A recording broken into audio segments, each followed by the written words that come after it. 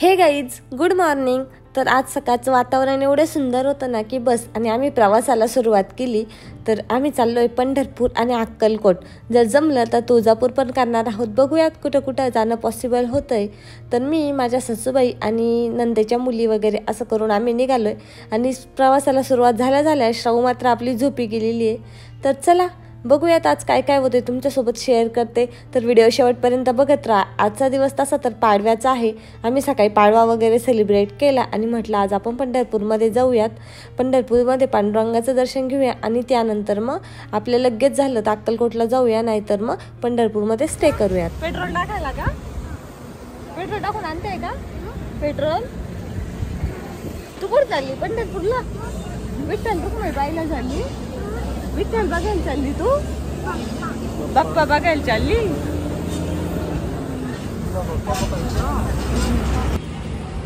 तू काय आणलं?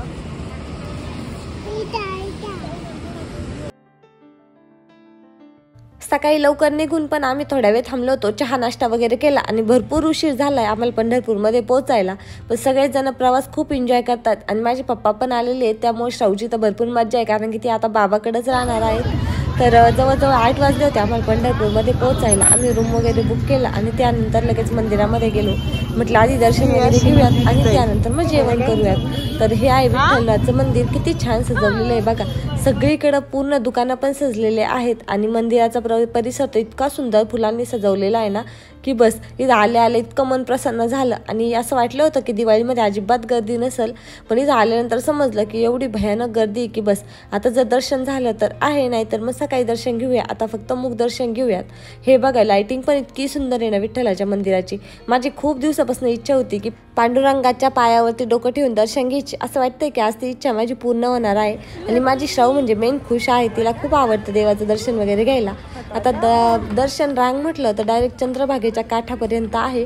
आता इथून पुढं बघू किती वेळ लागतोय। आता लाईनला तर लागलोय आम्ही, चला। सॉरी पंढरपूरमधून मी डायरेक्ट तुम्हाला माहेरी घेऊन चालले। आता असं का झालंय ते आधी तुम्हाला सांगते। तर पंढरपूरमध्ये दर्शन लाईनला लागलो होतो आम्ही। दर्शन वगैरे तर झाले नाही आमचे, कारण की मंदिराचं गेट बंद झालं होतं 9:30 वाजता। त्यानंतर मग आम्ही मुख दर्शन वगैरे घेतलं आणि रूमवरती जायच्या टायमिंगला माझा मोबाईल हरवला, त्यामुळे शूट करणं काही पुढचं झालं नाही मला। आणि त्यानंतर दुसऱ्या दिवशी मोबाईल सापडला। दर्शन वगैरे झाल्यानंतर दर्शन वगैरे खूप छान झाले आमचे। मोबाईल सापडला पण मी त्याच पूर्ण हँग झाले होते की मला शूट काय करावं, कुठून चालू करावं तेच काही समजत नव्हतं, त्यामुळे त्या दिवशी काही शूट केलं नाही। दुसऱ्या दिवशी आम्ही अक्कलकोटला गेलो, तिथं पण छान दर्शन झाले। आणि तिसऱ्या दिवशी आता मी माझ्या माहेरी चालले भाऊबीजेसाठी। तर इथून डायरेक्ट ब्लॉग पुढे कंटिन्यू करते। आता घरी आले होते माझ्या मम्मी पप्पा त्यांच्या घरी, तर पप्पांचं औक्षण वगैरे करून घेतलं। त्यानंतर भैयाचं औक्षण करते। तसं तर मी प्रत्येक वर्षी भाऊबीजला त्याच दिवशी येत असते, पण ह्यावेळेस 2 दिवस लेट झालं। तसं तर माझे पप्पा माझ्यासोबतच होते देवाला, पण भैया काही नव्हता। तर आता म्हटलं चला सगळ्यांना सोबतच ओवाळून घेऊयात। इथून ओवाळणी झाली की मग मला माझ्या काकांकडे पण जायचं आहे ओवाळणी करायला। तर बघू आज दिवसभरात काय काय होतंय। त्यात मेन म्हणजे काय ना, आज माझा बर्थडे। तसं तर मी काकाकडे पण गेले, पप्पाकडे गेले, माझ्या मेन सासरी पण जाऊन आले, तरी पण माझा बर्थडे काही कुठे सेलिब्रेट अजूनपर्यंत झालेलं नाही। बघूयात आता कुठे सेलिब्रेट करतायत माझा बर्थडे। बाप्पा अय्यो, सुंदर सुंदर। बाकीचं आवर साखर दे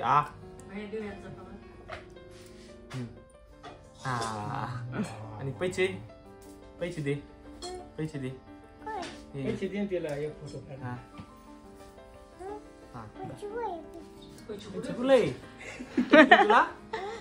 आधी ओवाळ नाही आली, त्याच्यानंतर जे काय असेल ते देऊ। हे कोणाला? अय्यो, एवढे पैसे का? आईला दाखव, आईला दाखव। किती पैसे गोळा केले बाय? इकडे दाखव आईला। बापरे, एवढे पैसे आले? दाखल का? मामा ओवाळ का तू? आरती कोण करीन आता? आरती धर, ताट धर आता, असे असे करा।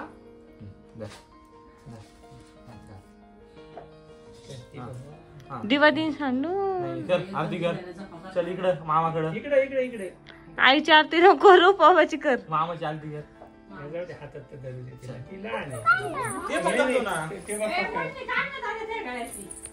मला तरी असं वाटतंय का जेव्हापासून इच्छा मुकली झाली ना तेव्हापासून माझ्या घरामधली इम्पॉर्टन्स कमी झाली, कारण की सासरी पण सगळे श्राऊ करतात आणि माझ्या माहेरी तर त्याच्याहून जास्त श्राऊ करत असतात.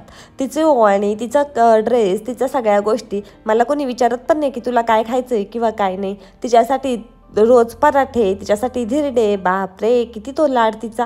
आणि आज पण बघा ना, माझ्या ओवाळणीपेक्षा भाचीची ओवाळणी किंवा नातीची ओवाळणी त्यांना जास्तच आवडते. असो छान वाटतंय. आणि ती पण हळूहळू शिकतेत.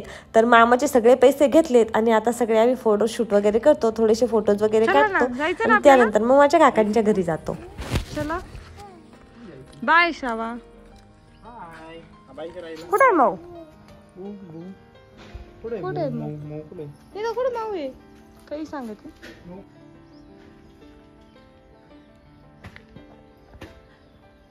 पुढची दिवाळी मे बी माझ्या पप्पाच्या नवीन घरात होईल. ही दिवाळी आम्ही थोडीशी ऍडजस्ट करून जुन्या घरामध्ये केली. लांबे आणि आता आम्ही आलोय माझ्या काकांच्या घरी. अण्णा नव्हते आणले यावेळेस. अण्णा कामावर गेलते, मग मी चालले होते. हा यांचा मधीच निघत. शाहू भैया कुठे? भैया तिकडे गेला ट्रॅफिक काढायला. गेला भैया.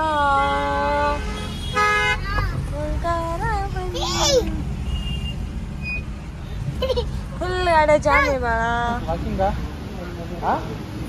पराठा खायचा का?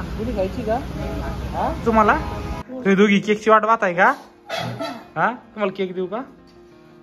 दुसऱ्या दिवशी बर्थडेचा केक. पिलू केक तुला आहे केक. हे काय? हे काय?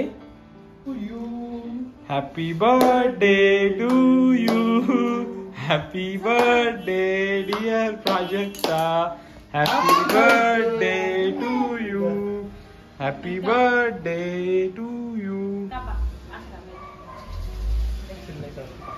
येतो कापता.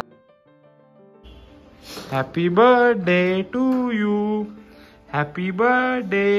खूप गोष्टी मिक्स केल्या आहे. तुम्हाला मे बी लक्षात येत नसेल तर मी पहिल्यांदा सकाळी माझ्या सासरवरून निघाले, त्यानंतर माहेरी गेले, पप्पाची औक्षण करून काकाची तर गेले, तिथं औक्षण वगैरे केलं आणि आम्ही डायरेक्ट नाशिकला आलो.